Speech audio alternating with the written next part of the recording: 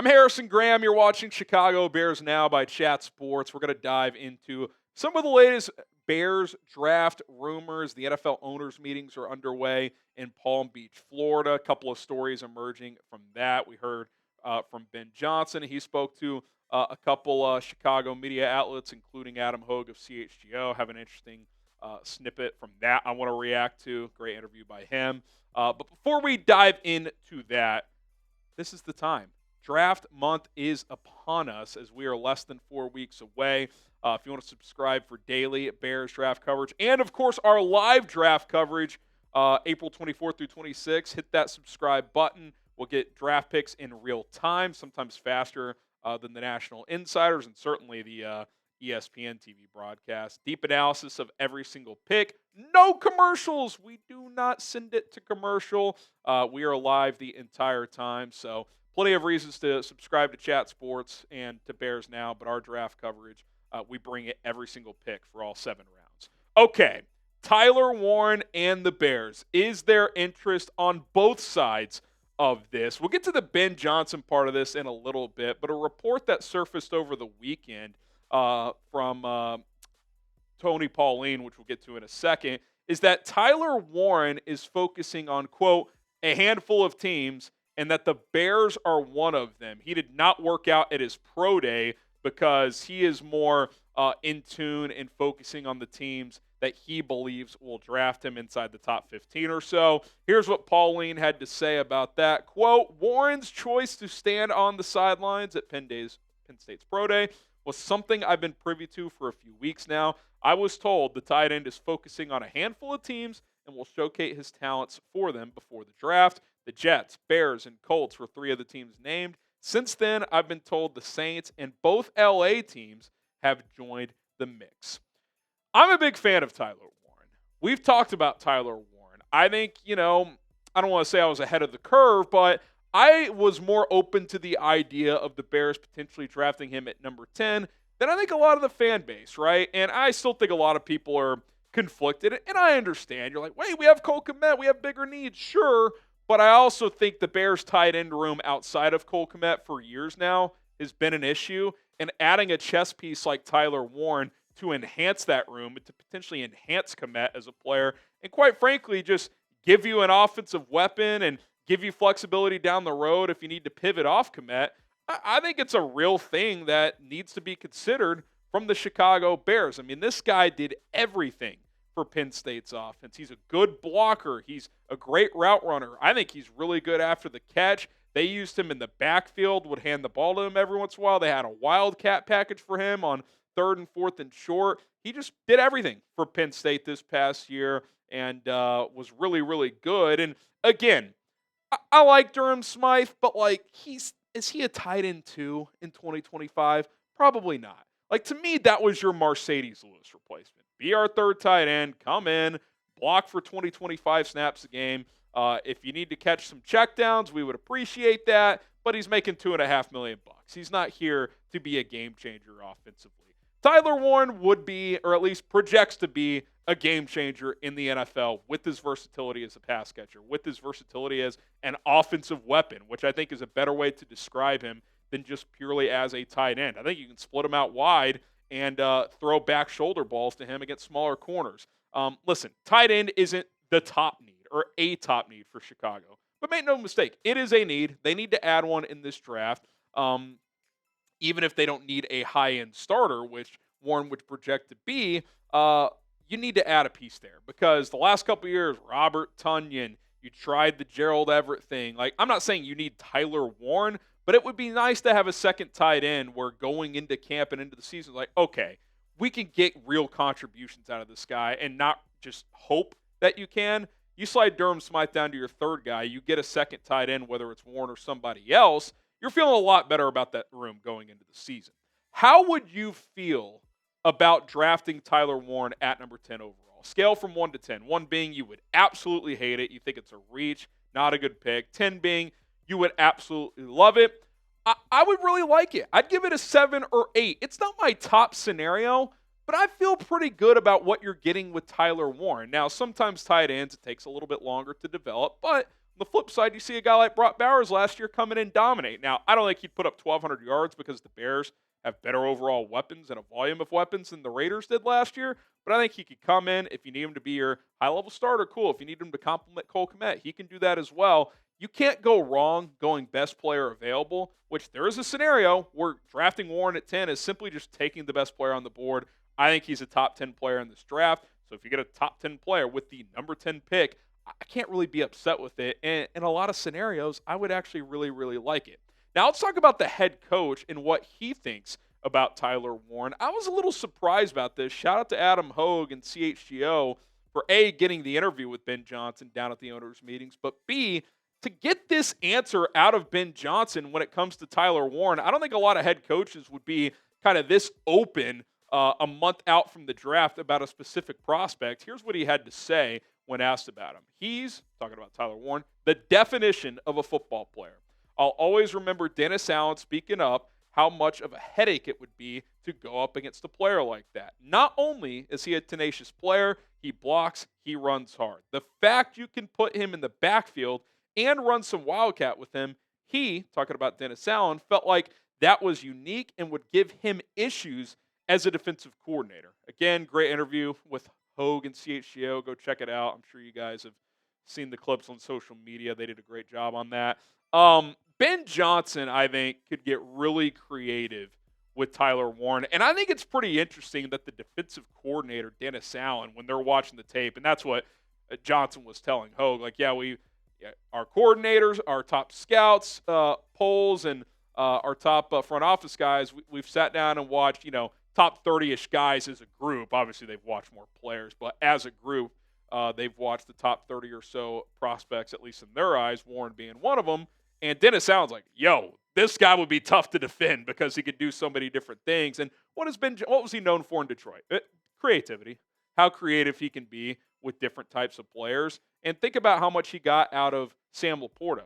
Tyler Warren is a more versatile player than Sam Laporta. Not saying he's better, but he's a more versatile player. So, again, if they end up with this player with the 10th pick, I'm not going to be complaining, because if they take him, that tells me that Ben Johnson would have a pretty good plan for what he could get out of him. And I think there's got to be just a little bit of trust here if they take a player like that. Like, hey, we brought in Ben Johnson for a reason, right? For his offensive acumen. If he likes and takes Tyler Warren, I got to feel at least pretty confident that he has a plan for how to use him. All right, coming up next, keeping up with the draft theme here on today's show, is this surprise position in play with the number 10 pick? We'll tell you that position and the latest reporting on that coming up here in just a few moments. But first, PrizePicks is today's sponsor. And listen, it is spring. Baseball season is officially underway. Don't miss your chance to add your favorite players from the diamond in your PrizePicks lineup, whether it's strikeouts, RBIs, or first inning runs. Take your pick of more or less for your shot to win up to 1,000 times your cash today. Yes, you could turn $10 into 10,000. Listen, nothing like the spring, right? The weather's turning, baseball's in the air. It's just fun. It's just a fun time, and why not get in on all of the action? Set your lineups today. Pick more, pick less on the PrizePicks stats available. I got a little two-player lineup for you guys here today. Kyle Tucker, taking him to go yard, and then Joey Estes. I got the more on his hits allowed as well. Love that play. Little demon pick for Tucker, which is tougher to hit. Little goblin pick for Estes, easier to hit, kind of evens out there. Go check that lineup out and go set all kinds of lineups. And the deal we have for you guys is if you get signed up with our link and our promo code, prizepicks.com/CLNS, promo code CLNS. When you set your first lineup for just $5, you're going to get an additional $50 to play with for free, regardless if you win or lose that $5 lineup. So check out PrizePicks today. Pick more, pick less. Code CLNS at prizepicks.com/CLNS. Okay, back to the program here. Could the Bears be drafting a corner with the number 10 pick? Both Brad Biggs and Jeff Hughes of the Bears blog mentioned that cornerback should be a position that's at least a part of the conversation early on in this draft. Here's what Biggsy had to say of the Tribune. He said, cornerback isn't a position I would rule out for a high draft pick.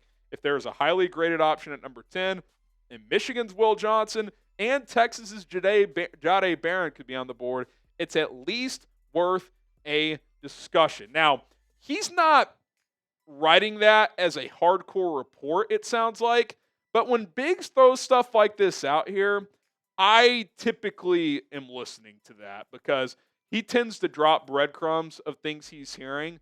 Maybe he's heard that someone in that building, maybe Dennis Allen, really likes the two high cornerbacks in Johnson and Barron. And look, I could buy it because if the Bears do want to draft a corner this year, to me, after those two, there's a big drop-off. I don't love this corner class. Maxwell Harrison's getting some buzz because he ran a good 40. I don't love his tape. He gave up a lot of completions last year at Kentucky.